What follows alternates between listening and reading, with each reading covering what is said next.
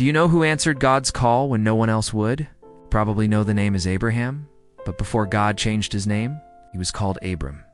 And I'd like to share with you the story of God's call to Abram and how it took him 248 years to answer. So let's take a look at this. This is Genesis chapter 12, verse 1. Now we read, "Go from your country, and your kindred and your father's house to the land that I will show you." Interesting thing about this scripture, as most scholars point out, is that there's really no reason given for Abram to leave everything that he knows and loves and go to a place he's never been. But God just says, "Hey, Abram, go to the land I'm going to show you."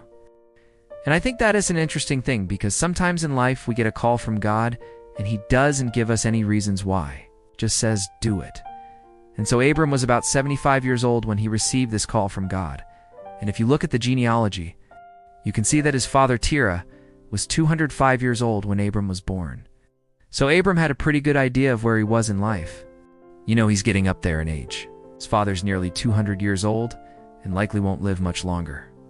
You know, Abram had his life set in Ur of the Chaldees. And I imagine he thought, I've got my family here.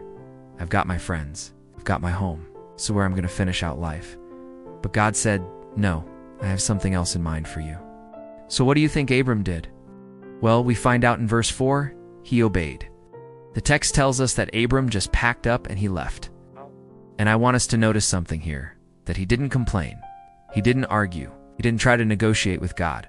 He just said, "Okay, God, where are you leading me? What do you want me to do?" And so Abram sets out and he's going to travel into the land of Canaan. But notice in verse 6, it says, "And they went from there by the direction of God. And they journeyed through the land of Canaan." And then it goes on to say that Terah died in the city of destination. He's the one who's eventually going to be buried in the cave of Machpelah. But Abram and his son Ishmael and his wife Sarai, they kept going further into the land of Canaan. Then in verse 9, we read that a famine came upon the land, and Abram and his family had to go down into Egypt to survive. But while they were there, trouble started brewing, and we're told that Abram and his wife, Sarai, they actually weren't honest about their relationship. They said that they were brother and sister, but they were actually husband and wife. And because of that, Sarah ends up being taken into Pharaoh's palace. But then God sends plagues upon Pharaoh and his household until he realizes, hey, these guys aren't really brother and sister. They're actually married. And so Pharaoh lets them go. And then we read in verse 13 that Abram continued on his journey. He pitched his tent near the oaks of Mamre, which is in the region of Hebron. And then God appeared to him again, and he renewed the promises that he made to Abram, saying, "To your offspring I will give this land."